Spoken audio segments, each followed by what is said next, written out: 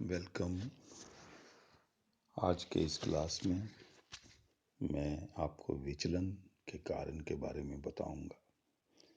इसके पूर्व के व्याख्यान में मैंने आपको बताया था कि विचलन क्या है और इसकी क्या विशेषताएं हैं।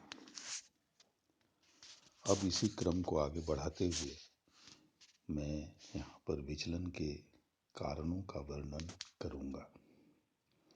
तो विचलन का जो सबसे पहला महत्वपूर्ण कारण है वह है दोषपूर्ण समाजीकरण का। जब व्यक्ति को सामाजिक मूल्यों की दोषपूर्ण शिक्षा दी जाती है या उसका समुचित समाजीकरण नहीं हो पाता है, तब वह विपथगामी व्यवहार या विचलन करता है। इस प्रकार अपूर्ण अथवा दोषपूर्ण समाजीकरण विचलन के लिए उत्तरदायी है। दूसरा जो महत्वपूर्ण कारण है वह है दुर्बल अनुशासनियां। यहाँ अनुशासनियों से तात्पर्य उस व्यवस्था से है जिसमें व्यक्ति द्वारा अनुरूपता प्रकट करने या समाज स्वीकृत व्यवहार करने पर पुरस्कार एवं विचलित व्यवहार करने पर दंड दिया जाता है। जब व्यक्ति को उसके उचित व्यवहार का उपयुक्त पुरस्कार एवं अनुचित व्यवहार का उचित दंड नहीं मिलता है तो वह विचलन करने लगता है। तब उसमें यह धारणा पैदा होती है कि यहाँ तो सब ऐसे ही चलता है। तीसरा महत्वपूर्ण कारण है कानून को लागू करने में कमी। जब अनुचित व्यवहार करने पर समाज में दंड की व्यवस्था ठीक से लागू नहीं होती अथवा यह व्यवस्था निष्क्रिय या उदासीन होती है, तब उसे लागू करने वालों की संख्या कम भी हो सकती है और ऐसी स्थिति में विचलित व्यवहार बढ़ता जाता है। उपयुक्त तीनों कारक सफेदपोश अपराध को बढ़ावा देते हैं। जब अपराधियों को अपराध करने पर पकड़ा जाए या पकड़ने पर रिश्वत लेकर छोड़ दिया जाए तो इससे विचलन को बढ़ावा मिलता है। चौथा महत्वपूर्ण कारण है तार्किकीकरण की सरलता। विचलित व्यवहार में तब भी वृद्धि होती है जब हम सरल एवं गलत तर्क द्वारा उसे सही घोषित करने की चेष्टा करते हैं।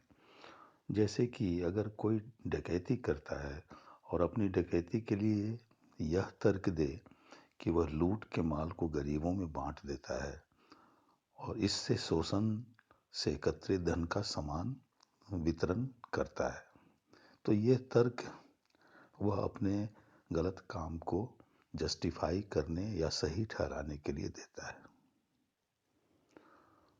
द्वितीय विश्व युद्ध में कई स्त्रियों ने अपनी वेश्यावृत्ति के व्यवसाय को उचित ठहराने के लिए यह दलील दी थी कि वह योद्धाओं को आराम देती हैं, और इस प्रकार उन्होंने अपने आप को विक्ट्री गर्ल्स कहना शुरू कर दिया था और वेश्यावृत्ति का जो व्यवसाय है इसको एक तरह से बढ़ाया था।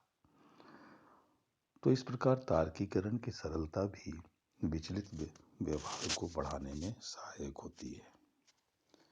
पांचवा जो महत्वपूर्ण कारण है वो है सामाजिक मानदंडों की अनिश्चित सीमा। पार्सन्स का मानना है कि क्रांतिकारी राजनीतिक कोटि का विचलन समाज के वैध मूल्यों और अपने बीच की खाई को सामान्यता पाट देता है। जैसे देशभक्ति या स्वतंत्रता का क्षेत्र स्पष्ट रूप से परिभाषित नहीं है। सामान्यतः किसी भी व्यक्ति की हत्या करना विचलन है, किंतु युद्ध के दौरान शत्रु पक्ष के लोगों की हत्या करना विचलन नहीं माना जाएगा। छठा है उल्लंघनकारी व्यवहार की गोपनीयता। जिस सामाजिक मानदंड का उल्लंघन हो रहा हो वह समाज के सामने स्पष्ट होना चाहिए, वरना वह अंदर ही अंदर बढ़ता जाता है। मर्टन ने अनुरूपता और सामाजिक नियंत्रण के लिए खुले रूप में व्यवहार करने पर इसीलिए बार बार जोर दिया है। सातवां कारण है अनुचित या गलत ढंग से कानून लागू करना। जब कानून को गलत एवं भ्रष्ट तरीके से लागू किया जाता है तब लोगों का उनमें विश्वास उठ जाता है और वे विचलन की ओर अग्रसर होते हैं। जब पुलिस भ्रष्टाचार एवं अवैध हिंसा का प्रयोग करती है तो लोग कानून में आस्था खो देते हैं। और इस प्रकार जब पुलिस का अपराधियों से गुप्त समझौता होता है तो वह अपराधियों को उन कार्यों के लिए भी क्षमा कर देती है जिनको न होने देने का उत्तरदायित्व उनके ऊपर है। 8वां कारण है अपराध के शिकार व्यक्ति का सहयोग। जिस व्यक्ति के प्रति अपराध होता है यदि वही व्यक्ति कुछ नहीं करता है तो इससे अपराधी को बढ़ावा मिलता है और अपराध करने की ओर उसका रुझान बढ़ता जाता है। 9वां महत्वपूर्ण कारण है सामाजिक नियंत्रण के अभिकर्ताओं का उभय भाव। जिन लोगों पर समाज में नियंत्रण बनाए रखने का भार है यदि वही उदासीन हो तो विचलन को बढ़ावा मिलता है। उदाहरण के लिए पिता पुत्र के, अध्यापक छात्र के तथा पुलिस नागरिकों के गलत व्यवहार को देखते रहें और उन्हें कुछ नहीं कहें तो इससे भी विचलन में वृद्धि होती है। 10वां कारण है उप संस्कृति द्वारा विचलन का वैधकरण। जब किसी समूह की संस्कृति किसी विचलित व्यवहार को सही मान लेती है तब भी विचलन बढ़ता है। उदाहरण के लिए जब चोरों, डकैतों एवं गुंडों के गिरोहों द्वारा उन व्यवहारों को सही करार दिया जाता है जिससे हम विचलित व्यवहार कहते हैं तब विचलन में वृद्धि होती है।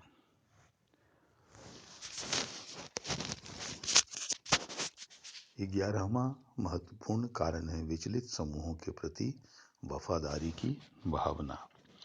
विचलन के बढ़ने का एक कारण यह भी है कि जो समूह विचलित व्यवहार करते हैं वे अपने सदस्यों को समूह के प्रति वफादार बने रहने की प्रेरणा देते रहते हैं। जब एक व्यक्ति सद्मार्ग पर आना चाहता है और इसके लिए वह अपने अपराधी समूह को छोड़ता है तो अपने अपराध के साझेदारों के प्रति बेवफाई की भावना उसे कचोटने लगती है। विचलित समूह अपने गैर वफादार सदस्यों के प्रति बड़ा कठोर व्यवहार करते हैं। समूह त्याग विचलित समूह की दृढ़ता को ही नष्ट कर सकता है।